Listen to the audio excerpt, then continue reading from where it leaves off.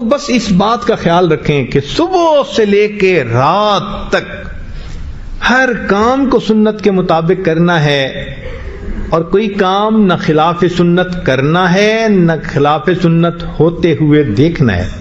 جھگڑا نہیں کرنا، اصلاح کی کوشش کرنی ہے، سمجھانا ہے۔ یہ کیسے ہو سکتا ہے کہ اتنی محبوبہ بیوی ہو اور ہماری آنکھوں کے سامنے سنت توڑے؟ اتنا محبوب بیٹا ہو اور آنکھوں کے سامنے سنت کے ساتھ یہ مذاق کرے؟ ایسا ہرگز نہیں ہونا چاہیے۔ تو سنت کا عاشق وہ ہوگا جو اپنے گھر کو نبی علیہ الصلوۃ والسلام کی سنتوں کا گلشن بنا دے گا۔ گھر کے سب افراد سنت کے مطابق زندگی گزارنے والے، ایک ایک عمل سنت کے مطابق کرنے والے۔ یاد رکھنا، قیامت کے دن اگر ہم نے جا کر عرض کیا اللہ آپ کے نبی علیہ السلام کے امتی آ گئے ہیں، اور رب کریم نے صرف ایک کوسچن پوچھا کہ تم نے ایک ایسے وقت میں زندگی گزاری جب لوگ اپنی چیزوں کا تعارف کرواتی تھی۔ آج کل تو ایڈورٹائزمنٹ کا زمانہ ہے، جو پروڈکٹ کوئی بنائے پوری دنیا میں اس کی ایڈورٹائزمنٹ ہوتی ہے، لوگوں کو بتایا جاتا ہے دیکھو ہمارے پاس یہ ہے۔ لوگوں نے اپنی چیزوں کا تعارف کروایا، چھوٹی سی بڑی چیز کا، کمپیوٹر کو دیکھو، آج سیل فون کو دیکھو، یہ کچے اور پکے مکان میں پہنچ گئے، حتیٰ کہ بیت اللہ کے دروازے پہ جو دعائیں مانگ رہے ہوتے ہیں ان کی جیبوں میں بھی سیل فون کی ٹون بج رہی ہوتی ہے۔ تو سوچئے لوگوں نے اپنے تانبے کو بھی اپنا سونا بنا کے دکھا دیا۔ اب میرے محبوب کے امتی ہو، تمہارے ہاتھ میں تو تھا ہی سونا، تم نے کیا سنت کا تعارف کروایا؟ تم نے کس کو سنت کا عاشق بنایا؟ تم نے کس کے دل میں سنت کی اہمیت پیدا کی؟ اگر یہ کوسچن پوچھ لیا گیا میرے دوستو، اس دن ہماری جان نہیں چھوٹ سکے گی۔ ہم پروو نہیں کر سکتے کہ نبی علیہ السلام کا کلمہ پڑھنے کے باوجود ہم سنت کے ساتھ یہ معاملہ ہوتے ہوئے دیکھ کے پھر کیسے اطمینان سے رہ جاتے ہیں۔ ہمارے لیے تو جینا دوبھر ہو جائے ایسے معاملے۔ تو سنت کی محبت سیکھیے، اور اس وقت جب کہ آج دنیا اپنی چیزوں کا تعارف کروا رہی ہے، ہم کلمے کا تعارف کروائیں، قرآن کا تعارف کروائیں، اسلام کا تعارف کروائیں، محبوب کے اخلاق کا تعارف کروائیں، محبوب کی سنتوں کا تعارف کروائیں، اور لوگوں کو بتائیں کہ دیکھو تم قیمتی متاع کو چھوڑ کے کس ڈلتی چھاؤں کے پیچھے بھاگتے جا رہے ہو۔ آج ہم میں سے ہر بندے کے اوپر یہ ضروری ہے کہ وہ دین کی محنت کی کسی نہ کسی شکل میں لگ کر زندگی گزارے۔ جو نہیں گزارے گا، قیامت کے دن اس کو نبی علیہ السلام کے سامنے جواب دہ ہونا پڑے گا۔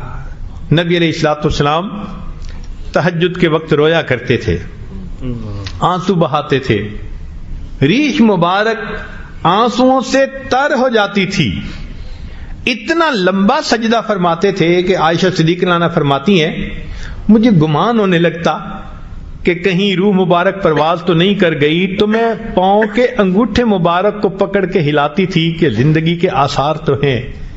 اتنا لمبا سجدہ، رب امتی رب امتی رب امتی۔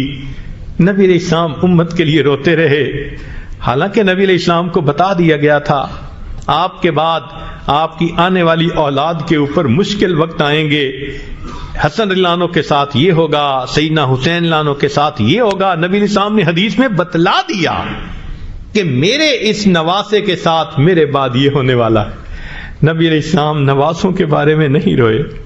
آپ صلی اللہ علیہ وسلم کی بیٹیوں پہ مشکل وقت آئے، آپ نے یہ نہیں کہا میری زینب کا کیا بنے گا، میری فاطمہ کا کیا بنے گا۔ نبی علیہ السلام اگر روئے تو کس کے لیے روئے؟ امتیوں کے لیے روئے۔ اور آج امتیوں کا یہ حال ہے، اپنے ہاتھوں سے نبی علیہ السلام کی سنتوں کو توڑتے ہیں، آنکھیں نہیں دیکھتی، دماغ نہیں سوچتا کہ میں نے کس آقا صلی اللہ علیہ وسلم کی سنت کو توڑ دیا ہے۔ آج ہماری بے حسی کا یہ عالم ہو گیا ہے۔ چنانچہ ایک بزرگ تھے، کثرت سے درود شریف پڑھتے تھے، حتیٰ کہ ہر ہفتے 1,00,000 درود شریف پڑھ کے نبی علیہ السلام کی خدمت میں تحفہ اور ہدیہ بھیجتے تھے۔ چنانچہ ایک مرتبہ انہوں نے خواب میں نبی علیہ السلام کو دیکھا۔ فرماتے ہیں کہ آپ صلی اللہ علیہ وسلم کا سینہ مبارک میں نے چھل نہیں دیکھا، زخمی دیکھا۔ میں نے پوچھا اللہ کے حبیب صلی اللہ علیہ وسلم یہ آپ کو زخم کیسے لگے؟ تو محبوب صلی اللہ علیہ وسلم نے فرمایا کہ یہ زخم مجھے غیروں سے نہیں، مجھے اپنوں سے لگے۔ تم تو غیروں کی بات کرتے ہو، ہم نے اپنے بھی آزمائے ہیں۔ لوگ کانٹوں سے بچ نکلتے ہیں، ہم نے پھولوں سے زخم کھائے ہیں۔ مجھے گلہ نہیں قریش مکہ کے ساتھ، یہ اللہ کے حبیب صلی اللہ علیہ وسلم فرمائیں گے۔ وہ تو کافر تھے، انہوں نے میرے اوپر اوجڑی ڈالی، انہوں نے طائف کے شہر میں میرے ساتھ کیا سلوک کیا۔ 9 سال کے بعد عائشہ رضی اللہ عنہا پوچھتی ہیں اے اللہ کے حبیب صلی اللہ علیہ وسلم آپ کی زندگی کا سب سے اذیت ناک دن؟ فرمایا عائشہ 9 سال گزر گئے، طائف میں جو میرے ساتھ سلوک کیا گیا مجھے آج تک نہیں بھولتا۔ تو کافروں نے یہ سب کچھ کیا، نبی علیہ الصلوۃ والسلام ان کا گلہ نہیں فرما رہے، وہ تو کافر تھے، ان کو تو شناخت ہی نہیں تھی، بے قدرے تھے، ان سے کیا گلہ کرنا؟ گلہ تو ان سے ہے۔ کلمہ پڑھتے ہیں، سنت کی شان کو جاننے کے باوجود اپنے ہاتھوں سے پھر توڑتے ہیں، پھر بے حس بن جاتے ہیں، احساس ہی نہیں کرتے کہ ہم نے کیا کیا۔ تو اس لیے قیامت کے دن اگر نبی علیہ الصلوۃ والسلام نے فرمایا کہ تم تو کلمے کو پڑھنے والے تھے، میری سنت کو جاننے اور ماننے والے تھے، تم نے کیوں اپنے ارادے کے ساتھ اس سنت کو جو ہے وہ محفوظ نہ کیا اور اس پر عمل نہ کیا؟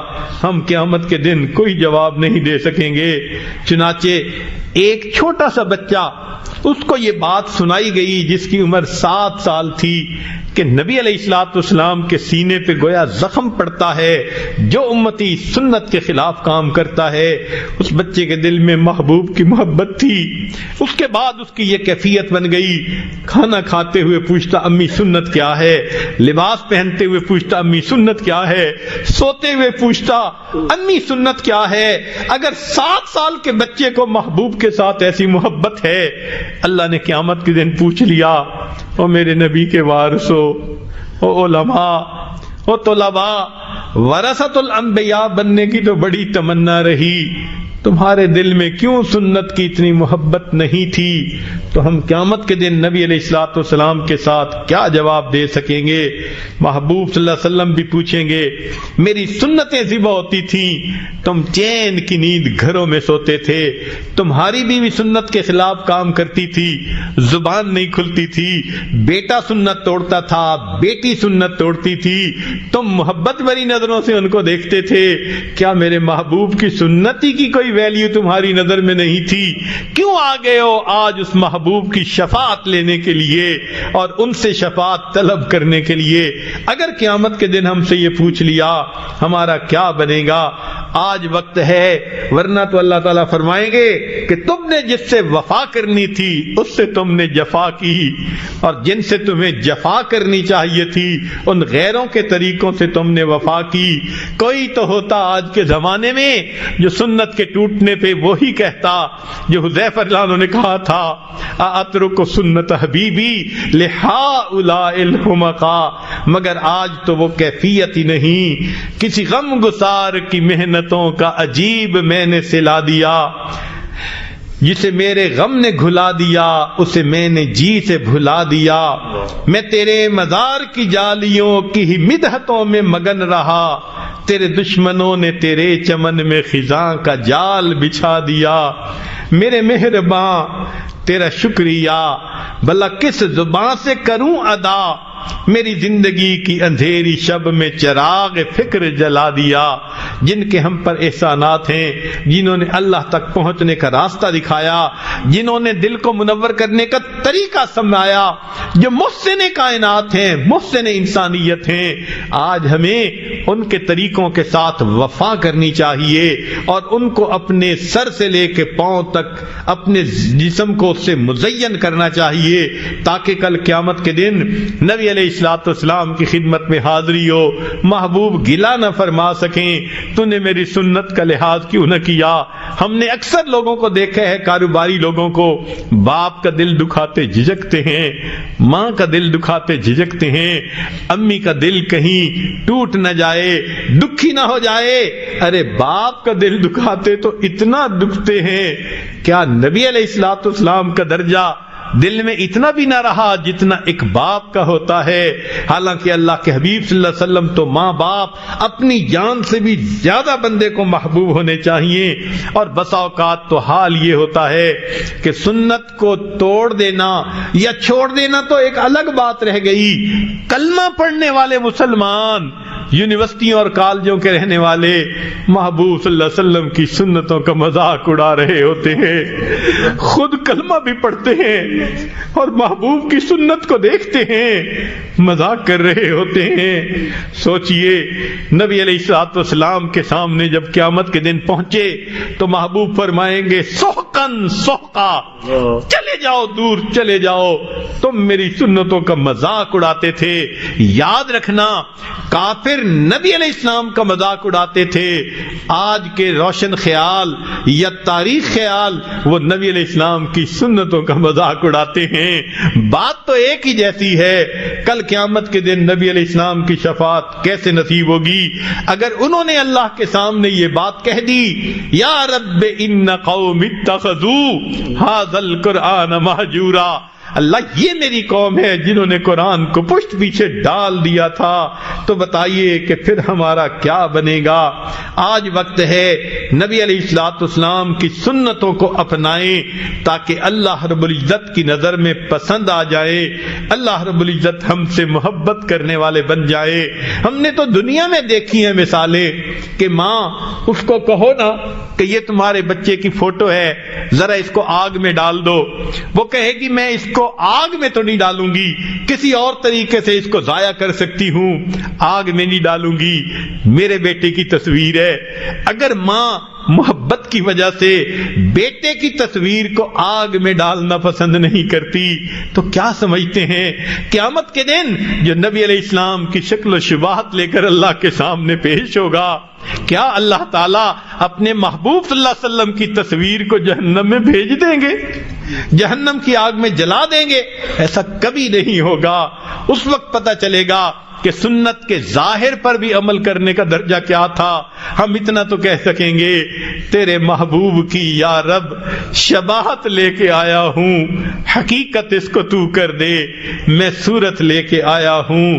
ہم اتنا تو کریں کہ نبی علیہ الصلوۃ والسلام سنت کو اپنے دل کے اندر اہمیت دینی شروع کر دیں۔ نبی علیہ الصلوۃ والسلام نے تکالیف اٹھائیں امت کی خاطر۔ یاد رکھیں کوئی ماں اپنے اولاد کی خاطر 23 سال نہیں روتی، کوئی باپ بچے کی خاطر 23 سال نہیں روتا۔ نبی علیہ الصلوۃ والسلام امت کی خاطر 23 سال تک روتے رہے، اور حتیٰ کہ معاملہ یہاں تک پہنچا کہ جب ملک الموت آئے اور عرض کیا اے اللہ کے حبیب صلی اللہ علیہ وسلم اللہ نے آپ کو یاد فرمایا ہے، تو نبی علیہ السلام نے فرمایا ملک الموت پوچھ کے بتاؤ میرے بعد میری امت کا کیا ہوگا؟ اللہ رب العزت نے پیغام بھیجا میرے محبوب کو تسلی دے دو، تمہارے بعد تمہاری امت کو ہم لاوارث نہیں چھوڑیں گے۔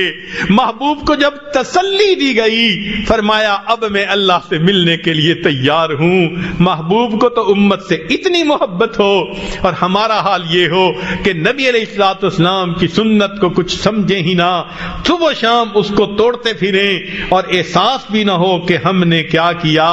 آج اس بات کا عہد کر لیجئے کہ ہم نبی علیہ السلام کی سنتوں کو اپنائیں گے، پوری زندگی سنت کے مطابق ڈھالیں گے، حتیٰ کہ جب ہماری موت کا وقت آئے اور ملک الموت ہمارے پاس آئے، جس عضو کا ٹٹولے سنت نبوی سے مزین نظر آئے، اگر دل کو ٹٹولے عشق نبی سے بھرا نظر آئے، دماغ کو ٹٹولے تو علم نبی سے لبریز نظر آئے۔ ایسی کیفیت میں ہم اللہ رب العزت کے حضور قیامت کے دن پیش ہوں گے۔ اللہ تعالی ہماری اس حاضری کو اور سنت کی اتباع کو اللہ تعالی قبول فرما لے اور ہمیں بھی اپنے محبوب بندوں میں شامل فرما لے۔ وآخر دعوانا ان الحمد للہ رب العالمین۔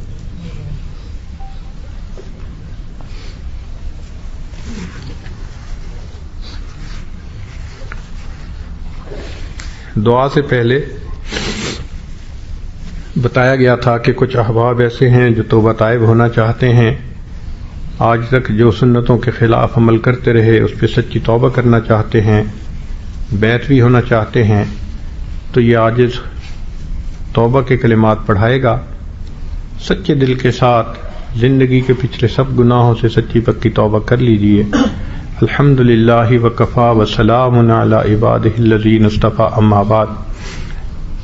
یہ کلمات سچے دل کے ساتھ پیچھے پیچھے پڑھیے۔ بسم اللہ الرحمن الرحیم۔ لا الہ الا اللہ محمد الرسول اللہ، آمنت باللہ وملائکتہ وکتبہ ورسلہ والیوم الآخر والقدر خیرہ وشرہ من اللہ تعالی والبعث بعد الموت، آمنت باللہ کما ہوا باسمائہ وصفاتہ وقبلت جمیع احکامہ اقرار باللسان وتصدیق بالقلب، اشہد ان لا الہ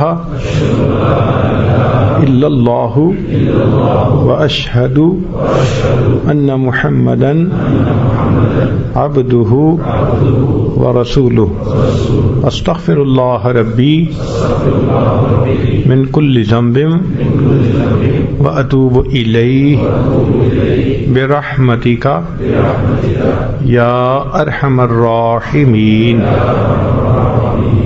چند معمولات سن لیجئے جن کو آپ اگر باقاعدگی سے کریں گے تو اللہ تعالیٰ دل کو منور فرمائیں گے، اپنی محبت سے دل کو لبریز فرمائیں گے۔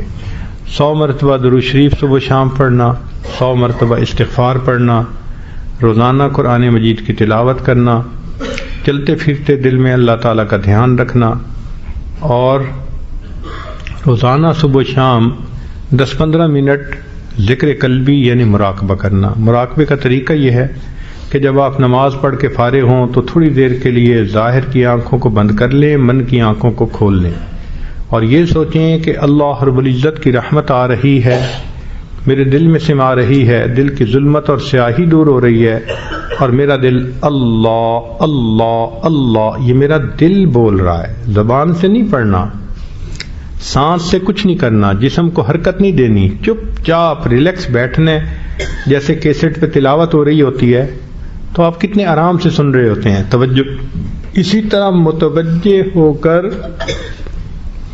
یہ سننا ہے کہ دل سے اللہ اللہ کی آواز آ رہی ہے، شروع میں نہیں آئے گی، لیکن بیٹھے رہنے سے انا عند ظن عبدی بھی، اللہ تعالیٰ فرماتے ہیں میں بندے کے ساتھ اس کے گمان کے مطابق معاملہ کر دیتا ہوں، تو واقعی ایک وقت آتا ہے کہ بندے کو ایک ادراک ہونا شروع ہو جاتا ہے، یہ ایسی کیفیت ہے کہ پھر دن رات صبح شام بندے کی رہتی ہے، ایک بیک گراؤنڈ میوزک ہے جو ہر وقت وہ بندہ سن رہا ہوتا ہے، اللہ اللہ اللہ اللہ۔ اس کو ذکر قلبی، ذکر خفی، ذکر سری، ذکر خامل، حدیث پاک میں یہ 4 الفاظ آئے ہیں، اس کو فرشتے بھی نہیں سن سکتے، یا کرنے والا جانتا ہے یا جس پروردگار کا ذکر ہو وہ پروردگار جانتا ہے۔ اور شیخ الحدیث رحمۃ اللہ فرماتے ہیں فضائل ذکر میں کہ یہ لسانی ذکر سے 70 گنا زیادہ فضیلت ہے، تو اس لیے اس ذکر کو ہم اپنائیں اور پھر اس کی برکتیں دیکھیں۔ سادہ سی مثال یہ ہے کہ آپ سیل فون پہ روزانہ باتیں کرتے ہیں تو اس کی بیٹری ڈاؤن ہو جاتی ہے، اب روز شام کو آپ چارجر کے ساتھ لگاتے ہیں، اگر کسی دن چارج کرنا بھول جائیں تو بیٹری فلیٹ ہو جاتی ہے، فون بند ہو جاتا ہے۔ اسی طرح ہم روزانہ جو کام کاروبار کرتے ہیں، لوگوں سے انٹریکٹ کرتے ہیں، تو دل کی کیفیات کی بیٹری بھی ڈسچارج ہو جاتی ہے.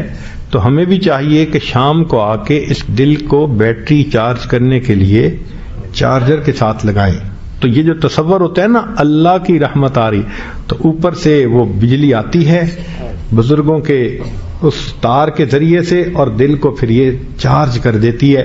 تو انسان کی کیفیت اچھی رہتی ہے، نمازوں کی کیفیت، سنتوں کا اہتمام، یہ سب چیزیں انسان کی اچھی رہتی ہیں. اس لیے چند منٹ روزانہ صبح و شام اپنے دل کی بیٹری کو چارج کرنے کے لیے بھی لگا لیا کریں. اور نہیں تو جب چارجر پہ فون لگائیں تو اس وقت بیٹھ کے دل کو بھی چارج کر لیا کریں. مگر وہ تو لگاتے ہیں 2-2 گھنٹے. کئی لوگ سوتے ہوئے چارجر پہ لگا دیتے ہیں، 2-2 گھنٹے فون لگا رہتا ہے چارجنگ پہ. ہم تو کہتے ہیں کہ 15 منٹ ہی صحیح، 20 منٹ ہی صحیح، مگر کوشش کیجئے کہ اس کی برکتیں ہیں کیسی. انشاءاللہ اللہ تعالیٰ فضل فرمائیں گے. ابھی دعا سے پہلے چند منٹ کے لیے اس کی مشق کر لیں. جہاں حضرات بیٹھے ہیں تھوڑی دیر آنکھوں کو بند کر لیں، سر کو جھکا لیں، دنیا اور جو کوئی دنیا ہے میں ہے اس سے ہٹ کٹ کے اللہ رب العزت کی یاد میں ڈوب جائیں.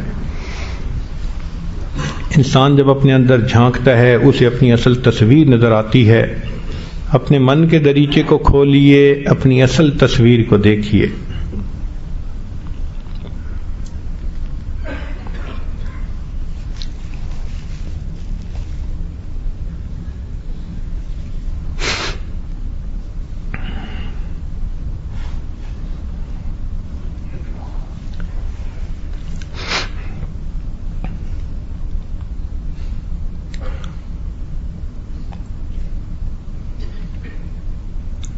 ہواؤ ہرس والا دل بدل دے، میرا غفلت میں ڈوبا دل بدل دے. بدل دے دل کی دنیا، دل بدل دے، خدایا فضل فرما دل بدل دے. گنہگاری میں کب تک عمر کاٹوں، گنہگاری میں کب تک عمر کاٹوں،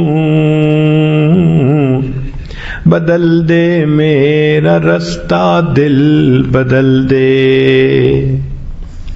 سنوں میں نام تیرا دھڑکنوں میں،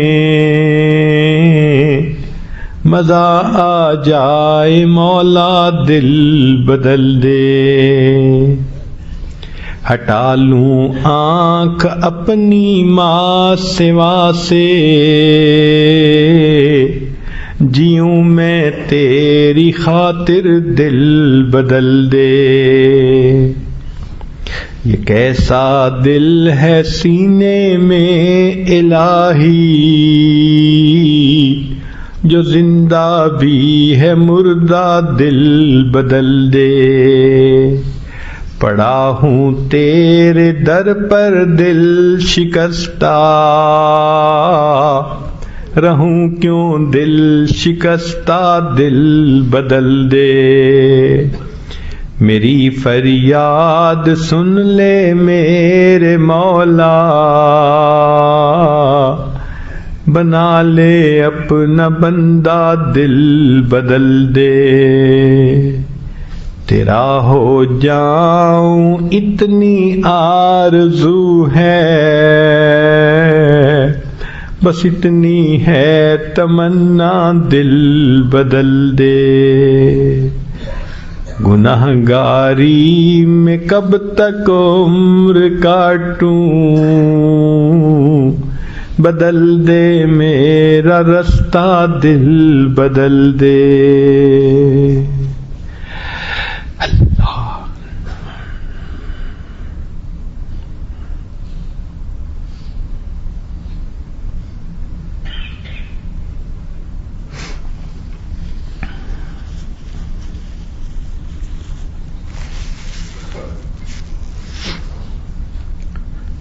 لا الہ الا اللہ محمد رسول اللہ. دعا کر لیجئے. سبحان ربی العلی الوہاب. اللہم صلی علی سیدنا محمد وعلی آل سیدنا محمد وبارک وسلم. اے کریم آقا، ہم آپ کے عاجز مسکین بندے ہیں، ہمارے گناہوں کو معاف فرما، خطاؤں سے درگزر فرما، عیبوں کی پردہ پوشی فرما. اللہ ہماری نگاہوں کو پاک فرما، دلوں کو صاف فرما، سینوں کو اپنی محبت سے لبریز فرما. اپنے عشق کی آتش ہمارے سینوں میں پیدا فرما، ہمارے انگ انگ سے اپنے ذکر کو جاری فرما، روئے روئے سے اپنے ذکر کو جاری فرما، ہڈی ہڈی بوٹی بوٹی میں اپنی محبت پیدا فرما. اے کریم آقا، ہماری جسمانی بیماریوں کو دور فرما، روحانی بیماریوں کو دور فرما. علم حاصل ہونے کے بعد جہالت کے کاموں سے محفوظ فرما، عزتیں ملنے کے بعد ذلت سے محفوظ فرما. اللہ اپنے قرب کے بعد دوری سے محفوظ فرما، ہدایت ملنے کے بعد گمراہی سے محفوظ فرما. دوستی کے رنگ میں دشمنی کرنے والوں سے بھی محفوظ فرما، قرضوں سے محفوظ فرما، مرضوں سے محفوظ فرما، ذلت سے محفوظ فرما، علت سے محفوظ فرما، قلت سے محفوظ فرما. اللہ ہمارے ساتھ درگزر کا معاملہ فرما. اس سے پہلے کہ ظاہر کی آنکھیں بند ہو جائیں، من کی آنکھیں کھلنے کی توفیق عطا فرما. اس سے پہلے کہ لوگ ہمیں کلمہ پڑھائیں، ہمیں اپنے اختیار سے کلمہ پڑھنے کی توفیق عطا فرما. اس سے پہلے کہ لوگ ہمیں غسل دیں، ہمیں غسل توبہ کرنے کی توفیق عطا فرما. اس سے پہلے کہ لوگ کفن پہنائیں، ہمیں تقوی کی پوشاک پہننے کی توفیق عطا فرما. اس سے پہلے کہ ہماری نماز پڑھی جائے، اللہ ہمیں نماز کی حضوری نصیب فرما. اس سے پہلے کہ قیامت کے دن آپ کے سامنے پیشی ہو، اللہ ہمیں اپنی بارگاہ میں قبولیت نصیب فرما. زندگی کے آخری حصے کو زندگی کا بہترین حصہ بنا اور قیامت کے دن کو زندگی کا سب سے زیادہ خوشیوں بھرا دن بنا. اے اللہ ہمارے ساتھ درگزر کا معاملہ فرما. اللہ آپ کے پیارے یوسف علیہ السلام کریم تھے، انہوں نے بھائیوں کو معاف کرتے ہوئے کہہ دیا تھا لا تثریب علیکم اليوم، آج تمہارے اوپر کوئی گناہ نہیں، میں نے معاف کر دیا. اللہ آپ کے حبیب صلی اللہ علیہ وسلم بھی کریم تھے، انہوں نے قریش مکہ کو فتح مکہ کے دن کہہ دیا تھا لا تثریب علیکم اليوم. اللہ آپ سب کریموں سے بڑے کریم ہیں اور آپ کو اپنی شان کریمی پہ بڑا ناز ہے. اللہ آپ نے قرآن میں جا بجا شان کریمی کے تذکرے کیے ہیں. اللہ آج آپ اپنے بندوں کو یہی فرما دیجئے لا تثریب علیکم اليوم اذهبوا انتم الطلقاء. اللہ فرما دیجئے، اللہ فرما دیجئے، خطاؤں کو بخش کریے. اللہ آپ کے حبیب صلی اللہ علیہ وسلم کی سنتوں کو چھوڑا، سنتوں کو توڑا، ہم بے حس بنے رہے. اللہ ہمارے اس گناہ کو معاف کر دیجئے، اللہ معاف فرما دیجئے، اللہ معاف فرما دیجئے. اللہ ہم پر رحمت کی نظر فرما دیجئے، کرم کی نظر فرما دیجئے. اے کریم مہربانی کا معاملہ فرمائیے.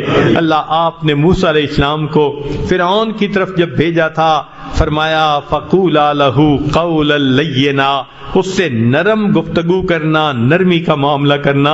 اللہ وہ فرعون جو انا ربکم الاعلی کہتا تھا، آپ اس کے ساتھ تو نرمی کے معاملے کا حکم فرماتے ہیں. اللہ یہ مسجد میں جتنے لوگ موجود ہیں یہ سجدے میں سر ڈال کے سبحان ربی الاعلی کی گواہیاں دیتے ہیں. اللہ ان کے ساتھ نرمی کا معاملہ فرما لیجیے، اللہ نرمی کا معاملہ فرما لیجیے، اللہ نرمی کا معاملہ فرما دیجیے. اللہ آج گناہ معاف فرما دیجیے، قلم پھیر دیجیے میرے مولا، گناہوں کو نیکیوں میں بدل دیجیے، سر سے گناہوں کے بوجھ ہٹا دیجیے. اللہ مہربانی کا معاملہ فرمائیے، آئندہ نکوکاری پرہیزگاری کی نئی زندگی عطا فرما دیجیے، سنت کی محبت عطا فرما دیجیے، نبی علیہ السلام کی محبت دلوں میں اتار دیجیے. دیجئے، اللہ ہم پر رحمت کی نظر فرما دیجئے۔ اے کریم، آپ کی رحمت کی نظر اٹھتی ہے تو آپ فضیل بن عیاض کو ڈاکوں کی سرداری سے نکال کے ولیوں کا سردار بنا دیتے ہیں۔ آپ کی رحمت کی نظر اٹھتی ہے بشر حافی کو دنیا کے شراب خانے سے نکال کے اپنی محبت کی شراب پلا دیتے ہیں۔ آپ کی رحمت کی نظر پڑتی ہے جنید بغدادی کو دنیا کی پہلوانی سے نکال کے اولیاء کی دنیا کا پہلوان بنا دیتے ہیں۔ اے اللہ، ایک ایسی رحمت کی نظر ہم پر بھی تو ڈال دیجئے۔ اللہ، وہ تو شراب خانے میں تھے اور یہ تیرے بندے تو مسجد میں آئے بیٹھے ہیں، مسجد میں آئے بیٹھے ہیں۔ اللہ کرم کر دیجئے، اللہ کرم کر دیجئے۔ اللہ، کوئی مندر سے نکل کے جہنم میں جائے اس پہ تو کوئی افسوس نہیں، افسوس تو اس پہ ہے جو مسجد میں آیا پھر وہ قبول نہ ہوا اور مسجد سے نکال کے اس کو جہنم میں ڈال دیا گیا۔ اللہ، مسجد سے نکل کے جہنم نہیں جانا چاہتے، معاف کر دیجئے، اللہ قبول کر لیجئے۔ اے اللہ، دنیا کا فقیر جو روٹی مانگتا ہے وہ ایک دروازے سے نہ ملے دوسرے پہ جاتا ہے، نہ ملے تیسرے پہ جاتا ہے، اس کو تو خالی جانے کا کوئی افسوس نہیں ہوتا۔ اللہ، معاملہ تو ہمارا ہے جن کے سامنے ایک ہی دروازہ ہے، جو آپ کے دروازے سے خالی اٹھتا ہے وہی تو بدبخت ہوتا ہے۔ اللہ، شقی بننے سے بچا لیجئے۔ اللہ، آپ کے دروازے سے خالی نہیں جانا چاہتے، اللہ دروازے کھول دیجئے، دامن بھر دیجئے، نیک امیدوں کو پورا کر دیجئے، بے اولادوں کو نیک اولاد عطا فرما، جو صاحب اولاد ان کی اولادوں کو نیکوکار بنا، فرما بردار بنا، ماں باپ کی آنکھوں کی ٹھنڈک بنا۔ جن احباب نے اس عاجز کو محبت کے ساتھ یہاں بلایا، اللہ ان کے بدلے ان کے دلوں میں اپنی سچی محبت نصیب فرما۔ دور قریب سے جو مہمان آئے، مقامی لوگ آئے، اللہ سب کی حاضری کو قبول فرما۔ اللہ، قیامت کے دن اپنے حبیب صلی اللہ علیہ وسلم کے ہاتھوں حوض کوثر کا جام عطا فرما۔ اللہ، ہم ایسے وقت میں پیدا ہوئے ہیں کہ آپ کے حبیب صلی اللہ علیہ وسلم دنیا سے پردہ فرما چکے۔ میرے مولا، بڑی دل کی تمنا ہے اس چہرے کو دیکھیں جسے آپ نے والضحیٰ کہا، ان زلفوں کو دیکھیں جسے آپ نے واللیل کہا، مگر جب قرآن پڑھتے ہیں تو خوف آتا ہے۔ آپ نے بتلا دیا میں قیامت کے دن کچھ لوگوں کو اندھا کھڑا کر دوں گا۔ اللہ، اگر ہمیں اندھا کھڑا کر دیا گیا، ہم دنیا میں بھی دیدار سے محروم رہے، آخرت میں بھی دیدار سے محروم رہیں گے۔ اللہ، دوہری محرومی سے تو بچا لینا، اللہ دوہری محرومی سے تو بچا لینا۔ اللہ، دنیا میں نہیں دیکھ سکے، آخرت میں تو دیدار عطا فرما دینا، ان کے جھنڈے کے نیچے حاضری کی توفیق عطا فرما دینا، جنت میں ان کے قدموں میں جگہ عطا فرما دینا اور ان کا اللہ شفاعت عطا فرما دینا۔ اللہ، ہماری ان دعاؤں کو اپنی رحمت سے قبول فرما لینا۔ صلی اللہ تعالی، اللہ دنیا میں جہاں بھی مسلمان پریشان ہیں سب کی پریشانیوں کو دور فرما، مدارس عربیہ کی حفاظت فرما، دعوت و تبلیغ کے کام کی حفاظت فرما، جہاں اللہ لوتی ہے ان خانقاہوں کی حفاظت فرما، اقامت دین کی کوششوں کی حفاظت فرما، ہمارے تینوں حرم کی حفاظت فرما۔ اللہ، ہماری ان دعاؤں کو اپنی رحمت سے قبول فرما۔ ہمارے والدین عزیز اقارب مشائخ جو فوت ہو چکے ان کی مغفرت فرما، جن کی آپ نے مغفرت کر دی اللہ قرب کے اعلیٰ ترین درجات عطا فرما۔ میرے مولا، ایام حج تو شروع ہو چکے، اے اللہ شہر موسم حج شروع ہو چکا۔ اے اللہ، وہ کتنے خوش نصیب لوگ ہوتے ہیں احرام باندھ کے چلتے ہیں، کوئی غلاف کعبہ کو پکڑ کے جو ہے وہ دعائیں مانگتا ہے، کوئی حجر اسود کے بوسے لیتا ہے، کوئی مقام ابراہیم پہ سجدے کرتا ہے، کوئی لبیک اللہم لبیک پڑھتا ہے۔ اللہ، ہمیں بھی ان میں شامل فرما لیجئے، اپنے حبیب صلی اللہ علیہ وسلم کے در کی حاضری قبولیت والی بار بار نصیب فرما دیجئے۔ ربنا، اے اللہ جنہوں نے دعاؤں کے لیے کہا ان کی نیک مرادوں کو پورا فرما۔ ربنا تقبل منا انک انت السمیع العلیم، تب علینا انک انت التواب الرحیم۔ صلی اللہ تعالی علی خیر خلقہ سیدنا محمد و آلہ و اصحابہ اجمعین۔